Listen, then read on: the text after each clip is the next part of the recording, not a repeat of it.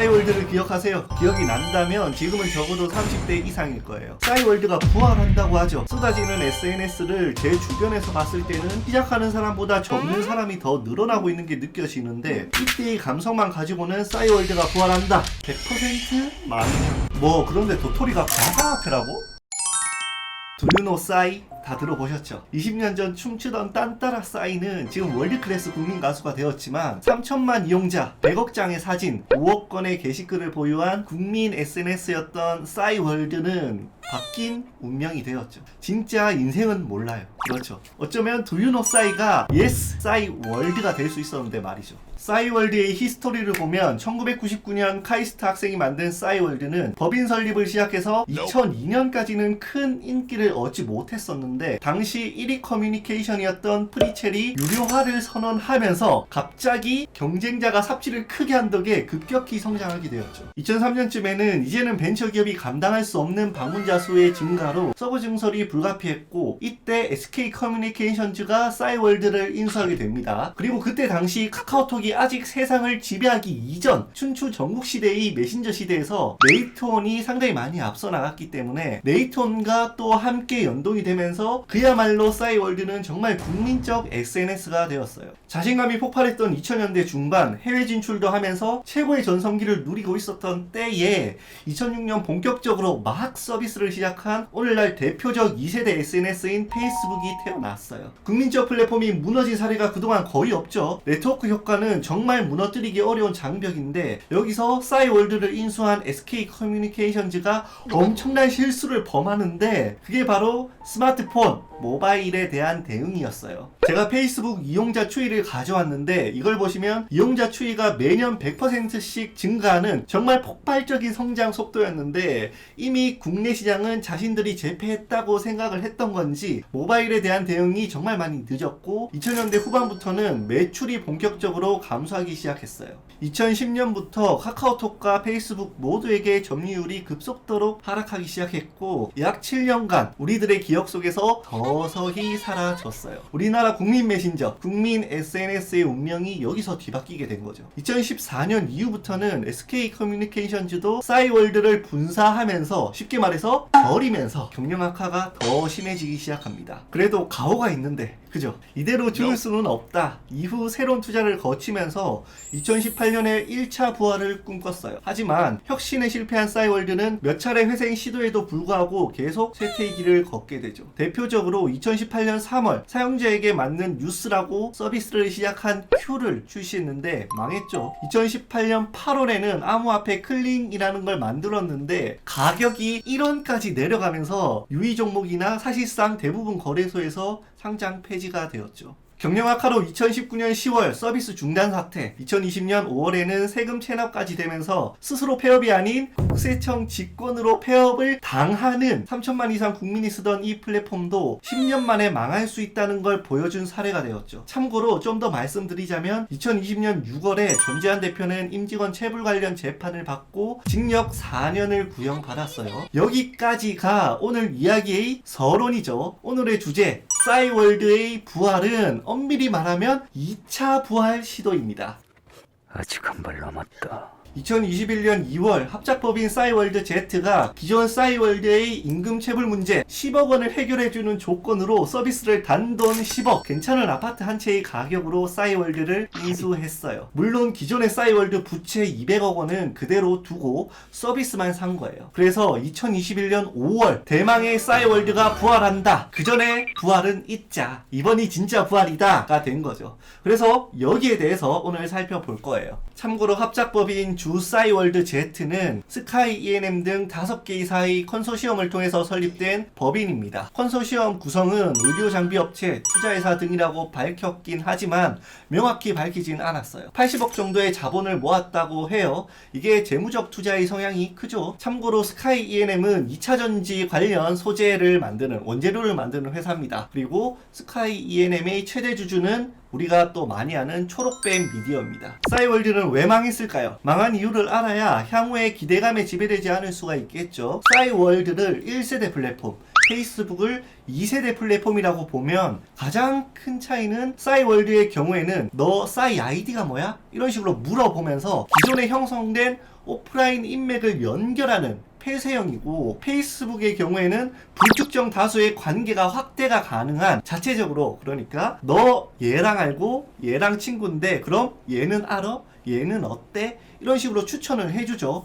개방형이라는 게 가장 큰 차이예요. 이게 새로운 SNS 시장의 변화된 트렌드죠. 그 밖에 더 망한 이유를 살펴보면 사업이 본격화된 2002년 SK컴즈를 시작으로 제가 확인한 것만 해도 8명이 넘는 잦은 CEO 교체가 있었고, 해외 진출 사업이 실패를 했었죠. 당시 글로벌 SNS 시장이 개념적으로도 성숙하지 않은 상황이었기 때문에 이 사업이 실속이 없었어요. 인재 유출도 정말 많이 심했습니다. 당시 국내 IT 인재를 긁어 모으던 곳이 있었는데 대표적으로 네이버와 다음이었죠. 낮은 임금과 경력직에 대한 노골적인 차별로 인재 유출이 심했다고 해요. 네 번째는 검색 엔진 엠파스, 또 교육업체 이투스, 또 이글루 같은 업체를 인수를 했지만 마땅한 시너지를 발휘하지 못했고 돈만 쓰게 되는 정말 문어발식 경영의 실패가 있었습니다. 다섯 번째는 뒤에서 말씀드리겠지만 싸이월드의 가장 큰 실패의 이유로 지목되는 게 이거죠. 바로 모바일 시장에 대한 대비가 미흡했어요. 싸이월드뿐만 아니라 수많은 기업들이 스마트폰 시대에 대한 대처가 미흡해서 운명이 바뀐 기업들이 정말 많죠. 여섯 번째는 보안 문제였습니다. 보안 문제가 없던 회사가 어디 있겠냐마는 2011년 7월에 있었던 싸이월드와 네이트 회원 3,500만 명의 회원 정보 유출 사건은 사회적으로도 정말 엄청난 사건이었죠. 국내 대표 포털사가 서버를 통으로 털렸기 때문이에요. 실명, 전화번호, 주민번호, 비밀번호, 집 주소까지 내상이 정말 상당히 많이 컸던 사건이었고, 싸이월드와 네이트원의 결합 시너지가 아닌 도구로 바뀌어서 지인을 가장해서 돈을 요구하는 피싱 사건까지 지속적으로 반발하면서 신뢰성이 정말 많이 무너지게 되죠. 앞서 말한 싸이월드의 가장 큰 실패 이유가 모바일 시장 대비 미흡인데, 이 사건이 2011년 7월에 발생했기 때문에 이 보안 문제의 뒤처리 때문에 모바일 전환이 늦었다, 이런 식으로 보기도 해요. 일곱 번째는 혁신 없는 기업 문화죠. 페이스북이 글로벌적인 성장 속도에 위험을 못 느꼈나 봐요. 싸이월드의 아류작이라고 부르면서 사내에도 미온적인 태도가 있었고, 결국엔 페이스북은 지금 시총이 850조고 싸이월드는 10억. 그럼 싸이월드는 어떻게 부활할까요? 과거 실패의 핵심 원흉이죠. 모바일 서비스에 특화된 서비스로 진화하겠다라고 해요. 여기서 싸이월드의 포지션은 어디일까요? 저도 이 부분을 조사하면서 진짜 깜짝 놀란 데이터가 있는데, 이걸 보고 플랫폼의 인기가 네트워크 효과 때문에 영원한 기업이 가능하겠다라고 생각했던 기존에 제 생각에 변화가 많이 생기기도 했어요. 여러분, 우리나라 메신저 1위가 어디라고 알고 계십니까? 당연히 국민 메신저 카카오톡이죠. 그런데 국민 메신저라고 부르면 안 될 것 같아요. 20대 이상에게는 정말 압도적인 국민 플랫폼이지만 지금 10대에게는 카톡이 어른들의 간섭과 구속의 플랫폼이라고 해요. 저도 이걸 보고 소름이 좀 돋는데 정말 그럴 수도 있겠다라는 생각이 들어요. 그래서 10대들에게 가장 사랑 많이 받고 있는 메신저가 지금 카카오톡이 아니고 페이스북 메신저래요. 놀라운 건 이것뿐만 아니죠. 저 같은 경우에도 과거에 비해서 영상 매체로 정보를 접하는 비율이 높아지긴 했지만 글로 된 정보를 빠르게 얻는 걸 여전히 좀 더 좋아해요. 그런데 이 정보 콘텐츠 소비에서도 10대들은 네이버 이용률보다 유튜브 이용률이 더 많다고 해요. 지금 저기 아래에 10대들의 SNS는 이미 변화의 조짐이 있는 것 같아요. 그럼 싸이월드는 젊은 세대를 포섭하는 새로운 SNS가 포지션이냐? 그건 아닌 것 같죠.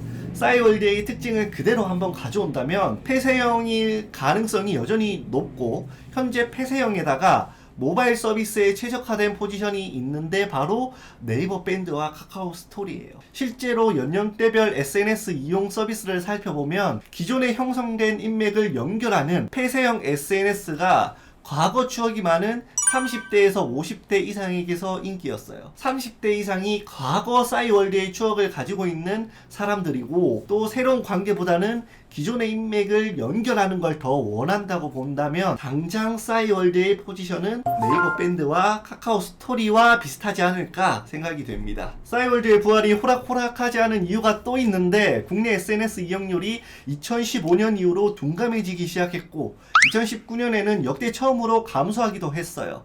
그래프를 보시면 SNS 시장이 통신사들의 시장처럼 신규보다 경쟁자의 고객을 넘어오게 하는 그런 시장이 된 것 같은데 과연 30대 중반부터 떨어지기 시작하는 SNS 이용률을 봤을 때 싸이월드는 이용자를 늘리는데 정말 많은 고민을 해야 될 것 같아요. 모바일 특화 전략은 이제 전략도 아니죠. 기본이죠. 싸이월드 부활의 핵심은 또 라이브 커머스 등 2차 서비스를 함께 준비한다 이거예요. 메타버스란 말 들어보셨어요? 기사를 보시면 가상세계에서 요즘 입학식도 하고 캠퍼스 생활 또 쇼핑 등 실제로 많이 도입이 됐어요. 요즘 시장은 이 메타버스라는 단어에 정말 엄청 열광하고 있는데 관련주인 IM, 에이트1 이름이 정확한지 모르겠어요. 칩셋 미디어, 동은 아이텍, 이렌텍, 위지윅 스튜디오, 드래곤플라이 등등등등 이런 기업들의 주가도 다 모두가 많이 올랐죠. 이런 메타버스의 원조가 바로 싸이월드예요. 싸이월드, 미니홈피에 자신의 공간을 꾸미고 캐릭터를 만들고 또 사람을 만나게 하고 이런 개념이 메타버스의 개념이었던 거죠. 틀린 말은 아니지만 사실 조금 끼워 맞춘 감은 있죠. 어찌됐든 싸이월드 Z는 콘텐츠 제작사 FX 기어와 기존 싸이월드의 메타버스를 더 가상공간화해서 서비스를 만든다고 해요. 시장조사 업체 스트래티지 애널리스틱스는 메타버스 시장이 올해부터 2025년까지 관련 매출이 글로벌 약 2,800억 달러, 우리 돈으로 310조 원에 이를 것으로 추측한다고 하니까 이 점 참고하시면 될 것 같습니다. 싸이월드 부활의 핵심, 마지막은 가상화폐로 부활하는 도토리예요. 참고로 싸이월드의 상징이었던 도토리는 상표권 때문에 이제 사용할 수가 없습니다. 과거 싸이월드가 발행했던 가상화폐가 있었죠. 클링에 관해서도 짚어보고 가야겠죠. 클링도 우선 회사에서 자금을 모으기 위해 발행을 했었어요. 당시 6억 원이 넘는 자금을 모았었지만 경영난에 빠져서 5개월 만에 95% 이상 급락해서 상장 폐지가 되었죠. 가상화폐가 지금 워낙 핫하기 때문에 유저 확장에 도움이 될 수 있는 건 분명하다고 생각을 해요. 기업 운영 자금을 조달하는데도 지금 가상화폐의 효용 가치는 분명히 커요. 그런데 이 언스테이블 코인이 양날의 검이죠. 기업의 자본 조달 수단이 악용될 우려가 분명히 있습니다. 실제로 지난해에 블록체인 서비스 개발업체인 코스모체인이 자체 발행한 코인 코즘을 수개월 동안 임의로 발행을 하면서 시장에 매각을 하고 이를 현금화한 사실이 투자자들에 의해서 적발이 되는 사건이 있었어요. 지금 적발이 안 됐지만 또 이런 코인 발행 업체가 분명히 또 있을 수가 있습니다. 과거 클링처럼 싸이월드의 성공과 밀접한 관계가 있는 만큼 이 점도 꼭 주의를 하셨으면 좋겠습니다. 마지막으로 버디버디도 부활을 준비하고 있다고 하는데 IT도 레트로가 유행인가 봅니다.